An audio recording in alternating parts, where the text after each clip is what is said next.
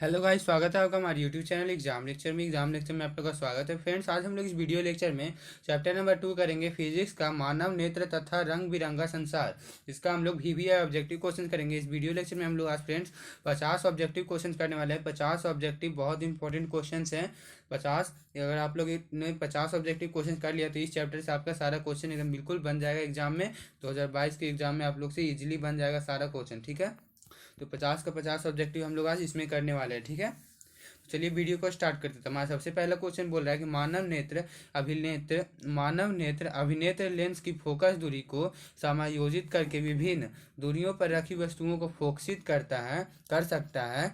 ऐसा हो पाने का कारण है जो हमारा मानव नेत्र है, अभिनेत्र जो लेंस है, उसकी फोकस दूरी को जो है थोड़ा एडजस्ट कर, समायोजित मतलब क्या होता है कि उसको छोटा बड़ा करके विभिन्न दूरियों पर रखी वस्तुओं को फोकसित जो करता है, मतलब उसको देख सकता है। ऐसा हो पाने का कारण क्या है? ऐसा हो पाने का कारण क्या है? तो इसका कारण बिल्कुल सही जवाब क्या हो जाएगा? बी नंबर हो जाएगा, समाजन। ठीक है, समंजन। ठीक है, यहाँ पे आ नहीं होगा, समंजन होगा। ठीक है, ऐसा कौन करता है? जो अभिनेत्र लेंस है मानव नेत्र में, उसको समायोजित करके, उसको जो है छोटा बड़ा करके दूरियों पर रखी वस्तु, जो पास में रखा हुआ है उसको भी देख पाता है, और जो बहुत दूर पे रखा हुआ है उसको भी हमारा नेत्र जो है दोनों तरफ देख सकता है। दूरी पर भी क्या, यहाँ से भी इसको देख सकता है और यहाँ से इसको भी देख सकता है। ठीक है, तो ये हम लोग का कौन सा कारण, ऐसा हो पाने का कारण क्या है? ऐसा हो पाने का कारण क्या है ये बोल रहा है। ठीक है, तो इसका सही जवाब क्या हो जाएगा? समंजन कारण। ठीक है, समंजन। ठीक है, याद रखिएगा। अब सेकंड नंबर क्वेश्चन देख लेते हैं। बोल रहा है कि अभिनेत्र लेंस की फोकस दूरी में परिवर्तन किया जाता है। अभिनेत्र लेंस की जो फोकस दूरी है उसमें परिवर्तन किया जाता है। किसके द्वारा परिवर्तन किया जाता है? पुतली द्वारा, या दृष्टि पटल द्वारा, या पुष्प पक्षमावी द्वारा, या परितारिका द्वारा। किसके द्वारा होता है? सेकंड का, इसका सी नंबर बिल्कुल सही जवाब हो जाएगा, पक्ष माभी द्वारा। ठीक है, अभिनेत्र लेंस की जो फोकस दूरी होती है, फोकस दूरी में परिवर्तन किया जाता है पक्ष माभी द्वारा। याद रखिएगा, पक्ष मापी द्वारा। ठीक है, उसके बाद थर्ड नंबर क्वेश्चन में आप बोल रहा है कि स्पेक्ट्रम में किस रंग की किरण का झुकाव अधिक होता है। जो हमारा स्पेक्ट्रम है उसमें किस रंग की किरण का झुकाव सबसे अधिक होता है? तो कौन सा सही जवाब हो जाएगा? तो डी नंबर बिल्कुल सही जवाब हो जाएगा, बैगनी रंग का जो है झुकाव बहुत अधिक होता है। ठीक है, थर्ड का डी नंबर बिल्कुल सही जवाब हो जाएगा, बैगनी रंग का झुकाव बहुत अधिक होता है स्पेक्ट्रम में। ठीक है, उसके बाद हम लोग 4 नंबर का क्वेश्चन देख लेते हैं। बोल रहा है कि स्पेक्ट्रम प्राप्त करने के लिए किसका उपयोग होता है? जो स्पेक्ट्रम है उसको प्राप्त करने के लिए किसका उपयोग होता है? कांच की सिल्ली का, या अवतल दर्पण का, या उत्तल लेंस का, या प्रिज्म का। तो बहुत ईजी सा क्वेश्चन है, इसका डी नंबर बिल्कुल सही जवाब हो जाएगा। ठीक है, प्रिज्म का उपयोग होता है। स्पेक्ट्रम प्राप्त करने के लिए किसका उपयोग होता है? तो प्रिज्म का। उसके बाद 5 नंबर क्वेश्चन हमारा बोल रहा है कि जो नेत्र निकट की वस्तु को साफ नहीं देख सकते, जो नेत्र हमारा निकट की वस्तु को साफ नहीं देख सकती, उस नेत्र में होता है कौन सा दोष होता है उस नेत्र में? तो यहाँ पे ऑप्शन है दूरदृष्टि दोष, या निकट दृष्टि दोष, या जरा दृष्टि दोष, या वर्णांधता। ठीक है, तो इसका सही जवाब क्या हो जाएगा? दूरदृष्टि दोष। जैसे कि याद रखिएगा, जो नेत्र जो है निकट की वस्तु को जो है साफ नहीं देख सकता है, उसको दूरदृष्टि दोष कहते हैं। ठीक है, उसको दूरदृष्टि दोष कहते हैं, जो निकट की वस्तु को साफ नहीं देख सकता है। ठीक है, और जो हमारा दूर की वस्तु को साफ बोल रहा है कि निकट की वस्तु को जो साफ नहीं देख सकता लेकिन दूर की वस्तु को साफ देख सकता है, दूर की वस्तु को साफ देख सकता है, तो उसको दूर दृष्टि दोष कहते हैं। और जिस जिस कंडीशन में जब निकट की वस्तु साफ दिखती है लेकिन दूर की वस्तु जो है वो साफ नहीं दिखती है, ठीक है, दूर की वस्तु साफ नहीं दिखती है, तो उसको क्या बोलते हैं? निकट दृष्टि दोष कहते हैं। ठीक है, निकट दृष्टि दोष, जिसमें दूर की वस्तु साफ नहीं दिखती है और निकट की वस्तु साफ दिखती है। ठीक है, उसके बाद हम लोग 6 नंबर क्वेश्चन देख लेते हैं। इस पे भी एक क्वेश्चन है हमारा निकट दृष्टि दोष पे, उसको भी आगे देख लेते हैं, हम लोग डन करेंगे।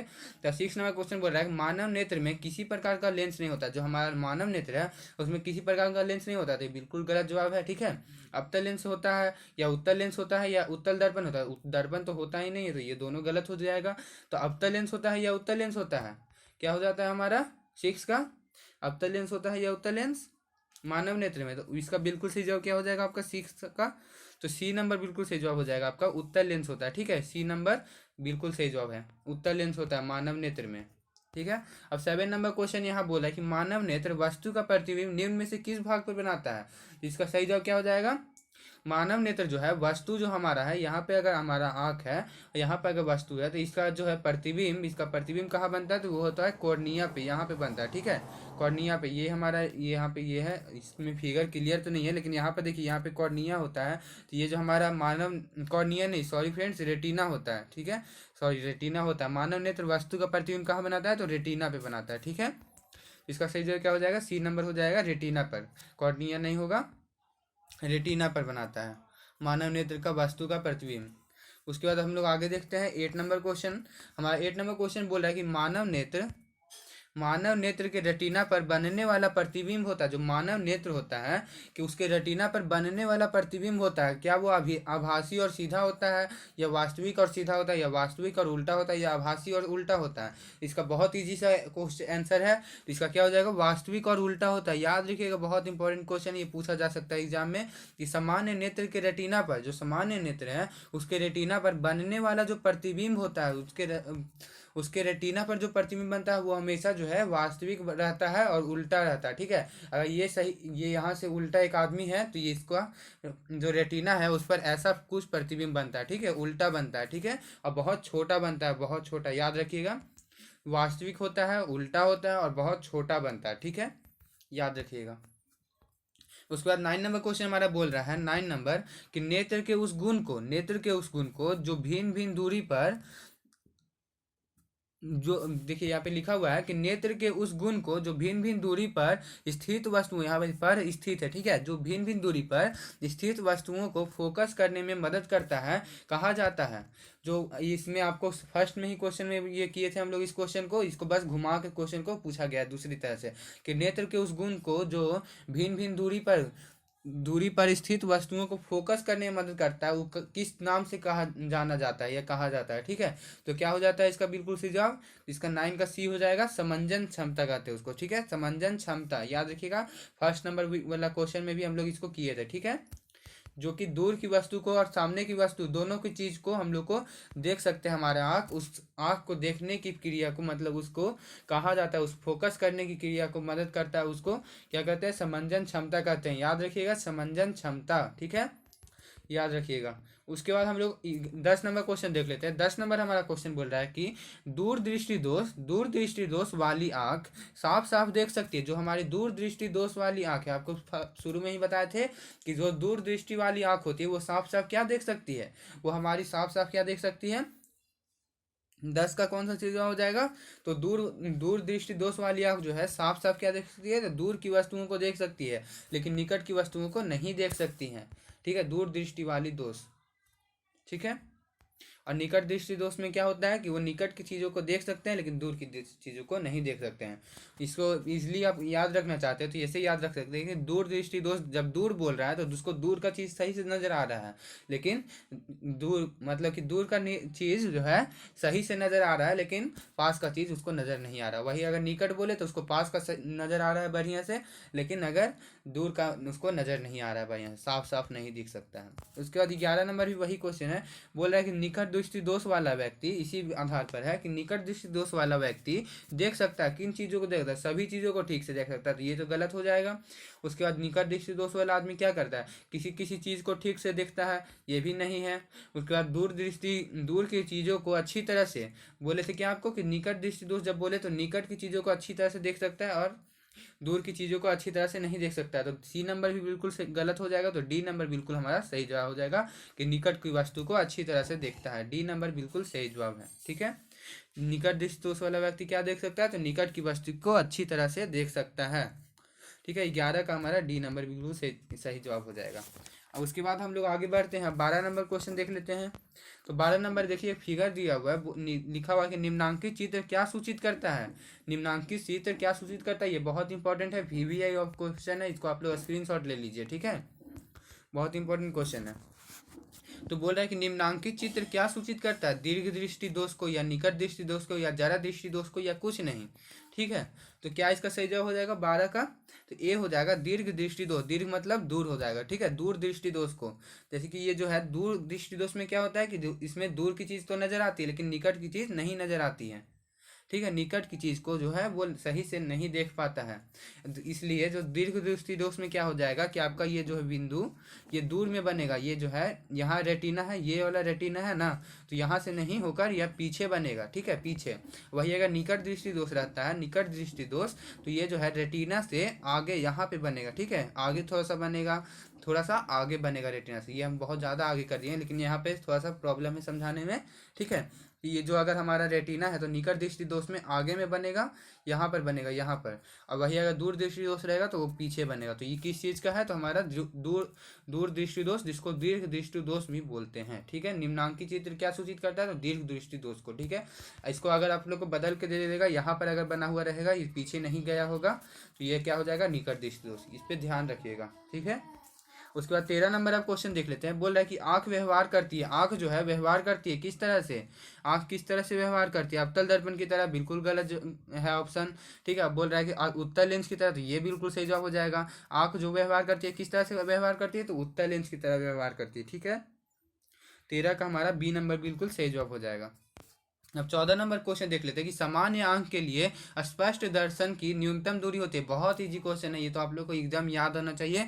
क्या हो जाएगा, तो 25 सेंटीमीटर हो जाएगा। सामान्य आंख के लिए स्पष्ट दर्शन की न्यूनतम दूरी होती है। देख लीजिए कितना इंपॉर्टेंट है, 2012 में 2014 में पूछा गया है, याद रखिएगा आप लोग इसको। 25 सेंटीमीटर होती है जो सामान्य आंख है, जो नॉर्मल आंख है, ठीक है, उसके लिए, ठीक है। उसके बाद 15 नंबर क्वेश्चन देख लेते हैं। बोल रहा है कि किस दृष्टि दोष के निवारण के लिए अवतल लेंस का प्रयोग किया जाता है। किस दृष्टि दोष, कौन सा ऐसा दृष्टि दोष होता है जिसके लिए हम लोग अवतल लेंस का यूज करते हैं, अवतल लेंस का यूज करते हैं, तो कौन सा दृष्टि दोष हो जाएगा आपका 15 का, इसका बी नंबर बिल्कुल सही जवाब हो जाएगा, निकट दृष्टि दोष में, ठीक है। निकट दृष्टि दोष में जो है हमारा अवतल लेंस होता है, और निकट दृष्टि दोष में जो है हम लोग को निकट का चीज नजर आता है, दूर का चीज नजर नहीं आता। ये हम आपको बार बार बोल रहे हैं ताकि आपको याद हो जाए। इस सब के कारण ही थोड़ा सा कंफ्यूजन हो जाता है कि यहाँ निकट दृष्टि दोष बोल रहे हैं, तो आप लोग को लगता होगा कि निकट की चीजें हैं जो है उसको नहीं नजर आती, लेकिन ऐसा नहीं है। निकट दृष्टि दोष मतलब जो इसको निकट की चीजें नजर आ रही हैं, दूर की चीजें नजर नहीं आ रही है, ठीक है। तो इसका अवतल लेंस हो जाएगा, ठीक है। अवतल लेंस का उपयोग किया जाता है निकट दृष्टि दोष के लिए, ठीक है, याद रखिएगा। उसके बाद दूरदृष्टि दोष। अब 16 नंबर हमारा देख लेते हैं। दूरदृष्टि दोष वाले मनुष्य के चश्मे में होता है, जो दूरदृष्टि दोष वाले मनुष्य होते हैं उनके चश्मे में क्या होता है, 16 का, तो क्या उनमें 16 का बी हो जाएगा, बिल्कुल सही, उत्तल लेंस होता है, ठीक है, उत्तल लेंस।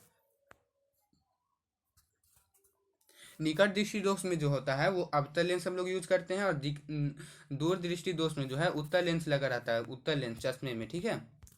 उसके बाद 17 नंबर आप क्वेश्चन देख लेते हैं। बोल रहा है कि निकट दृष्टि दोष में किस लेंस का प्रयोग होता है, वही वाला क्वेश्चन घुमा के थोड़ा सा पूछ दिया, ठीक है। तो इस सब का क्वेश्चन पे आप लोग ध्यान दीजिएगा कि निकट दृष्टि दोष में किस लेंस का हम लोग प्रयोग करते हैं, तो 17 का बी नंबर बिल्कुल सही जवाब हो जाएगा आपका, अवतल लेंस का, ठीक है। 17 का बी नंबर याद रखिएगा, 17 का भी अवतल लेंस का, ठीक है। आप लोग लिख लीजिए, इसमें थोड़ा सा कंफ्यूजन हो जाता है, ठीक है। इसको लिख लीजिए, बहुत अच्छा क्वेश्चन एग्जाम में हमेशा पूछ दिया जाता है, तो इसको लिख लीजिए कहीं पर, ठीक है। यहाँ पे हम आपको मार्क कर दे, स्क्रीनशॉट ले लीजिए। दूरदृष्टि दोष वाले मनुष्य के लिए उत्तल लेंस, उसके बाद 17 का अवतल लेंस हो जाएगा जो निकट दृष्टि दोष वाले के लिए, ठीक है। इसको आप लोग स्क्रीनशॉट ले लीजिए, ठीक है, ले लिए, आगे बढ़ते हैं। अब 18 नंबर क्वेश्चन देख लेते हैं। बोल रहा है कि जरा दृष्टि दोष को दूर करने के काम में लाया गया लेंस होता है, जो जरा दृष्टि दोष होता है, जरा दृष्टि दोष को दूर करने के काम में लाया गया लेंस होता है, ठीक है। तो जरा दृष्टि दोष क्या है, इसमें ये होता है कि ना तो उसको दूर का चीज बढ़िया से नजर आता है, ना तो उसको पास का चीज नजर आता है बढ़िया से, ठीक है। तो इसको बोलते हैं जरा दृष्टि दोष, इसको डिटेल में आप लोगों को बताएंगे, ठीक है। तो जरा दृष्टि दोष को दूर करने में काम क्या लाया जाता है, तो बाईफोकल लेंस का नाम काम किया जाता है, ठीक है, उपयोग में लाया जाता है बाईफोकल का, ठीक है। तो बाईफोकल क्या होता है, इसको भी आप लोग को हम अच्छा से बताएंगे, ठीक है। उसके बाद 19 नंबर क्वेश्चन देख लेते हैं। बोल रहा है कि श्वेत प्रकाश में कितने वर्ण होते हैं, श्वेत प्रकाश जो होता है, जो सफेद मतलब सफेद किरण, श्वेत मतलब सफेद किरण में कितने वर्ण होते हैं, तो 7 होते हैं, बिल्कुल अच्छा से आप लोग को याद होना चाहिए। 19 का डी हो जाएगा, ठीक है। श्वेत प्रकाश कितने भागों में टूट जाता है, तो वो हो जाएगा 7 भागों में टूट जाता है, ठीक है, 7 रंगों में टूट जाता है। 19 का डी नंबर बिल्कुल सही जवाब हो जाएगा। उसके बाद 20 नंबर क्वेश्चन देख लेते हैं। 20 नंबर बोल रहा है कि श्वेत प्रकाश की किरण जब किसी प्रिज्म से होकर, जो श्वेत प्रकाश सफेद किरण जो है किसी प्रिज्म से होकर गुजरती है, तब जो वर्ण सबसे अधिक विचलित होता है, जो वर्ण सबसे जो रंग बहुत अधिक विचलित होता है वह कौन सा रंग है जो बहुत विचलित होता है, बहुत फैलता है। 20 का तो इसका क्या सही जवाब हो जाएगा, तो सी नंबर बिल्कुल सही जवाब हो जाएगा। बैगनी रंग जो है बहुत विचलित होता है, ठीक है। श्वेत प्रकाश की किरण जब प्रिज्म से होकर गुजरती है तब विचलित कौन सा होता है, तो बैगनी रंग का सबसे अधिक होता है, इसको याद रखिएगा। उसके बाद 21 नंबर क्वेश्चन देख लेते हैं। बोला कि श्वेत प्रकाश जब एक प्रिज्म से होकर, जो श्वेत प्रकाश होता है वो जब एक प्रिज्म से होकर गुजरता है तो जो वर्ण सबसे कम विचलित होता है, जो वर्ण सबसे कम विचलित, यहाँ पे सबसे अधिक हुआ था, यहाँ पे सबसे कम बोल रहा है, तो क्या सही जवाब हो जाएगा इसका, तो 21 का ए नंबर बिल्कुल सही जवाब हो जाएगा। याद रखिएगा कि जो सबसे कम विचलित होता है तो वो लाल हो जाएगा, जो सबसे अधिक हो जाएगा तो वो बैगनी होता है, ठीक है, याद रखिएगा इसको। अब 22 नंबर क्वेश्चन देख लेते हैं। बोल रहा है कि प्रिज्म के भीतर से होकर गुजरने पर श्वेत प्रकाश के अपने विभिन्न घटकों में विभाजन को कहते हैं, क्या कहते हैं। बोल रहा है कि प्रिज्म के भीतर से होकर गुजरने पर श्वेत प्रकाश के अपने विभिन्न घटकों में विभाजन को कहते हैं प्रकाश का क्या कहते हैं, तो वर्ण विक्षेपण कहते हैं दोस्तों, याद रखिएगा कि वर्ण विक्षेपण उसको कहते हैं। 22 का बी नंबर बिल्कुल सही जवाब हो जाएगा, वर्ण विक्षेपण कहते हैं, ठीक है, वर्ण विक्षेपण। इसको आप लोग एक परिभाषा हो गया समझ लीजिए कि प्रिज्म से के भीतर से होकर गुजरने पर श्वेत प्रकाश के अपने विभिन्न घटकों में विभाजन को कहते हैं, क्या कहते हैं, प्रकाश का वर्ण विक्षेपण कहते हैं। उसके बाद 23 नंबर हमारा क्वेश्चन देख लेते हैं। बोल रहा है कि प्रकाश के किस वर्ण के लिए तरंग दैर्ध्य अधिकतम होता है, प्रकाश के किस वर्ण के लिए, किस रंग के लिए तरंग दैर्ध्य सबसे अधिकतम होता है, तो किसका होता है, याद रखिएगा 23 का ए नंबर बिल्कुल सही हो जाएगा, लाल हो जाएगा, ठीक है, लाल का जो है तरंग दैर्ध्य जो होता है सबसे अधिक होता है, ठीक है। उसके बाद 24 नंबर हमारा क्वेश्चन देख लेते हैं। बोल रहा है कि प्रिज्म से निकलने के बाद श्वेत किरणें क्यों 7 रंगों में विभक्त हो जाती हैं, जो श्वेत प्रिज्म से निकलने के बाद जो श्वेत किरणें हैं वो 7 रंगों में ही क्यों विभक्त हो जाती है, 7 रंग में क्यों विभक्त हो जाती हैं, तो इसका क्या हो जाएगा बिल्कुल सही जवाब 24 का। इसका देख लीजिए, ऑप्शन देख लीजिए पहले। बोला कि प्रिज्म का वह अपना गुण है, प्रिज्म का वो गुण है एक, प्रिज्म के कारण प्रकाश रंगीन हो जाता है, या सूर्य का श्वेत प्रकाश 7 रंगों का मिश्रण होता है, जिसका सही जवाब, और डी नंबर है कि इसका कोई कारण नहीं है, तो इसका क्या सही जवाब हो जाएगा 24 का, तो सी नंबर बिल्कुल सही जवाब हो जाएगा। सूर्य का श्वेत प्रकाश 7 रंगों का, जो 7 रंगों का मिश्रण होता है उसको सूर्य का श्वेत प्रकाश होता है, ठीक है, 7 रंगों का जब मिश्रण करेंगे तो श्वेत प्रकाश में बन जाता है। इसका एक एक्सपेरिमेंट भी है कि जब ये जो इसमें से अगर किरण निकलता है तो ये 7 रंगों में बदल जाता है, ठीक है। उसके बाद अगर हम लोग इसका उल्टा अगर एक किरण ले लेते हैं, 1 मिनट कि हम आपको अच्छा से बताते हैं, अगर इसका उल्टा ले लेते हैं ऐसे, तो ये जो है फिर से ऐसे होकर एक ही किरण निकलता है, ये आप लोग को पढ़े होंगे, इसको हम यहाँ पे थोड़ा शॉर्ट में ही आप लोग को बता रहे हैं। यहाँ से एक अगर जाता है तो यहाँ से 7 निकलता है, फिर जब इसको ऐसे उल्टा लगा देते हैं तो यहाँ से फिर एक निकलता है, तो ये आपका इसका मतलब क्या हो जाएगा कि ये 7 रंगों का मिश्रण होता है श्वेत प्रकाश, ठीक है। उसके बाद हम लोग 25 नंबर अब क्वेश्चन देख लेते हैं। बोल रहा है, ये हम आपको शॉर्ट में बताया, इसको डिटेल में पढ़ने की ज़रूरत है, बहुत अच्छा चीज़ है, ठीक है ये सब। तो इसको 25 का क्या हो जाएगा, ऑप्शन देख लेते हैं हम लोग क्वेश्चन, ठीक है। बोल रहा है कि कांच के प्रिज्म से गुजरने वाली विभिन्न वर्ण की किरणों का विचलन भिन्न भिन्न होता है, जो कांच के प्रिज्म होते हैं उससे गुजरने वाली विभिन्न वर्णों का वर्ण की किरणों का विचलन भिन्न भिन्न होता है, उनकी अपवर्तनांक भिन्न होता है इसलिए, या प्रिज्म की 2 सतहों के से किरण का विचलन होता है इसलिए, या विभिन्न रंगों का प्रकाश कांच से विभिन्न चाल से चलता है इसलिए, या प्रकाश एक विद्युत चुंबकीय तरंग है, तो क्या सही जवाब हो जाएगा 25 का, तो इसका सी नंबर बिल्कुल सही जवाब हो जाएगा, विभिन्न रंगों का प्रकाश कांच में विभिन्न चाल से चलता है इसलिए, ठीक है। कांच के प्रिज्म से गुजरने वाली विभिन्न वर्ण की किरणों का विचलन जो है भिन्न भिन्न होता है, क्यों होता है, सी नंबर बिल्कुल सही जवाब हो जाएगा, ठीक है।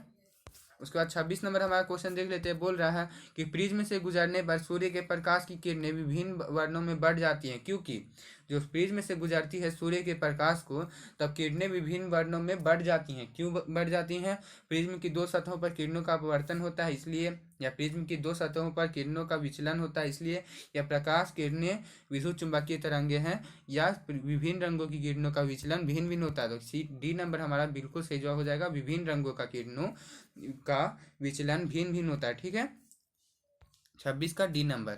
उसके बाद 27 नंबर हमारा क्वेश्चन देख लेते हैं। बोल रहा है कि एक उत्तल लेंस है उसकी फोकस दूरी 20 सेंटीमीटर है, तो इसकी क्षमता क्या होगी, ठीक है। बोल रहा है कि एक उत्तल लेंस है उसकी फोकस दूरी 20 सेंटीमीटर है, तो उसकी क्षमता क्या होगी, तो इसका तो यहाँ पे आंसर नहीं दिया हुआ है, डी नंबर बिल्कुल सही जवाब यहाँ पर है, डी, इनमें से कोई नहीं दिया हुआ है, ठीक है, तो इस पे आप लोग ध्यान रखिएगा। तो इसका क्या सही जवाब हो जाएगा, हम आपको यहाँ पे सॉल्व देखते हैं, ठीक है, यहाँ पे सॉल्व करने में तो नहीं बनेगा उतना, ठीक है, तो देख लेते हैं। तो इसका जो है क्षमता का क्या होता है, P बराबर 1/F होता है ना, P बराबर 1/f होता है। तो अगर ये 20 सेंटीमीटर में दिया हुआ था, इसको हम लोग पहले मीटर में बदलेंगे। तो मीटर में बदलने के लिए 20/100 करेंगे, ठीक है। तो 20/100 करेंगे तो ये वो 1/5 हो जाएगा। यहाँ 1 और यहाँ 1/5 होगा, तो इसका मान कितना हो जाएगा, ये 5 ऊपर चला जाएगा। तो ये 5 बिल्कुल इसका सही जवाब हो जाएगा, आंसर हो जाएगा 5 जो है हमारा सही जवाब हो जाएगा। होप आप लोग को समझ में आया होगा ये वाला क्वेश्चन, ठीक है। एफ का मान हम लोग क्या रखें, 20/100 रखें, ठीक है। फोकस दूरी, एफ क्या होता है, फोकस दूरी। ये सेंटीमीटर में नहीं लिया जाता है, मीटर में लिया जाता है, ठीक है। ये ध्यान रखिएगा। इसका जो है डायोप्टर होता है, ये भी एक यहाँ से आप लोग ऑब्जेक्टिव याद कर लिए, डायोप्टर होता है। इसकी क्षमता जो है, क्षमता को क्या कहते हैं, डायोप्टर, इसका ऐसा ही मात्रक होता है, ठीक है। यहाँ पे सही जवाब क्या हो जाएगा, 5 डायोप्टर हो जाएगा, 5 डायोप्टर। उसके बाद 28 नंबर हमारा क्वेश्चन देख लेते हैं। बोल रहा है कि पुतली के साइज को नियंत्रित करता है कौन, करता है पुतली की साइज को नियंत्रित, पुतली के साइज को नियंत्रित कौन करता है। तो इसका सही जवाब क्या हो जाएगा, परितारिका जो है वही पुतली के साइज को नियंत्रित करता है, ठीक है, याद रखिएगा। उसके बाद 29 नंबर हमारा क्वेश्चन है, किसी दृष्टि दोष को अवतल और उत्तल दोनों लेंस से बने द्विफोकसी, जो किस दृष्टि दोष को अवतल और उत्तल दोनों लेंस से बने द्विफोक्सी लेंस द्वारा संशोधित किया जाता है। हाँ, तो बोल रहा है दृष्टि दोष, यहाँ पे बोल रहा है कि किस दृष्टि दोष में अवतल और उत्तल दोनों लेंसों का द्विफोक्सी लेंस द्वारा संशोधित किया जाता है। तो वो क्या सही जवाब हो जाएगा, तो जरा दृष्टि दोष। ये आप लोग क्वेश्चन हम लोग शुरू में भी किए थे, जरा दृष्टि दोष में, ठीक है। इसका यही होता है कि जो इसमें क्या हम लोग यूज करते हैं, तो बाईफोकल लेंस, बाईफोकल लेंस। अब बाईफोकल लेंस में जो है अवतल और उत्तल लेंस दोनों होता है, ठीक है। यहाँ से याद रखिएगा आप लोग, जरा दृष्टि दोष में ही हम लोग अवतल उत्तल दर्पण का यूज करते हैं, ठीक है। अवतल और उत्तल लेंस, सॉरी दर्पण नहीं लेंस, ठीक है। तो जरा दृष्टि दोष में हम लोग यूज करते हैं। और जरा दृष्टि दोष में इस लेंस को दोनों का यूज अगर कंबाइन कर दिया जाए, जोड़ दिया जाए, तो इसको बाईफोकल लेंस कहते हैं, बाईफोकल लेंस कहते हैं, ठीक है। याद रखिएगा बाईफोकल लेंस। मोतियाबिंद नहीं हो जाएगा, गलत हो जाएगा मोतियाबिंद, ध्यान रखिएगा इस पे। मोतियाबिंद पे भी हम लोग आते हैं आगे वाले क्वेश्चन में। तो 30 नंबर हमारा क्वेश्चन बोल रहा है कि नेत्र में प्रवेश करने वाली प्रकाश किरणों का अधिकांश अपवर्तन होता है। नेत्र में जो है प्रवेश करने वाली प्रकाश किरणों का अधिकांश अपवर्तन होता है नेत्रोद अंतरपृष्ठ पर, अभिनेत्र के अंतरपृष्ठ पर, या कॉर्निया के बाहरी पृष्ठ पर, या इनमें से कोई नहीं। क्या सही जवाब हो जाएगा, नेत्र में प्रवेश करने वाली प्रकाश किरणों का अधिकांश जो परिवर्तन हो जाता है, कहाँ पर हो जाता है अधिकांश परिवर्तन, 30 का। तो इसका सी जे बिल्कुल सही जवाब हो जाएगा, कॉर्निया के बाहरी पृष्ठ पर, बिल्कुल वहां से अधिकांश जो है परिवर्तन जो है कॉर्निया के बाहरी पृष्ठ पर से ही हो जाता है, ठीक है। उसके बाद हम लोग अब आगे करते हैं क्वेश्चन 31 नंबर। बोल रहा है कि जब सूर्य का प्रकाश वायुमंडल से गुजरता है, जब सूर्य का प्रकाश जो है वायुमंडल से गुजरता है, तो वायु के सूक्ष्म कण किस रंग के प्रकाश को अधिक प्रबलता से प्रकीर्णन करते हैं, ठीक है। तो 31 का सही जवाब क्या हो जाएगा, जब सूर्य का प्रकाश वायुमंडल से गुजरता है तो वायु के सूक्ष्म कण किस रंग के प्रकाश को अधिक प्रबलता से प्रकीर्णन करते हैं। 31 का सही जवाब क्या हो जाएगा, 31 का, तो डी नंबर बिल्कुल सही जवाब हो जाएगा आपका नीला, ठीक है। डी नंबर बिल्कुल सही जवाब हो जाएगा नीला, याद रखिएगा डी नंबर का, ठीक है। फ्रेंड्स, यहाँ पे वीडियो थोड़ा सा लंबा हो गया, इसलिए हम लोग इसमें आज 31 क्वेश्चन किए, क्योंकि आप लोग को डिस्कस किए थे क्वेश्चन, तो समझा के बताएं, ठीक है। तो 31 क्वेश्चन हम लोग यहाँ तक रखते हैं, ठीक है। हम सोचे थे कि 50 क्वेश्चन कर लेंगे, लेकिन थोड़ा सा वीडियो लंबा हो जाएगा, अपलोड करने में प्रॉब्लम होता है, ठीक है। तो चैनल को सब्सक्राइब कर दीजिएगा। इसके बाद हम लोग और इसका जो बाकी क्वेश्चन है देख लीजिए, हम क्वेश्चन बहुत रखे हुए हैं, ठीक है। तो और भी क्वेश्चन हम आपको दे देंगे, लेकिन आप लोगों को पार्ट 2 उसके लिए देखना पड़ेगा, ठीक है। तो ये पार्ट 1 हमारा हो गया वीडियो, ठीक है, पार्ट 1 हो गया, इसमें 31 ही क्वेश्चन हम लोग किए हैं आज, ठीक है। कल इसके आगे से हम लोग करेंगे पार्ट 2 में, क्योंकि वीडियो देख लीजिए थोड़ा सा लंबा हो गया, 23 मिनट का वीडियो हो गया, अपलोड करने में प्रॉब्लम होता है, ठीक है। तो चैनल को सब्सक्राइब कर लीजिएगा फ्रेंड्स, चैनल को जो है सब्सक्राइब कर लीजिएगा, चैनल को सब्सक्राइब कर लीजिएगा, ताकि और भी नोटिफिकेशन आपको मिलती रहे जब हम आपको सेकंड वीडियो डाले तब, ठीक है। डेली वीडियो आती रहती हैं, और ऑल सब्जेक्ट्स की यहाँ पे तैयारी कराई जाती है। तो आप लोग चैनल को सब्सक्राइब कर लीजिएगा। अब वीडियो अच्छा लगा तो लाइक कर दीजिएगा, ठीक है। बाय।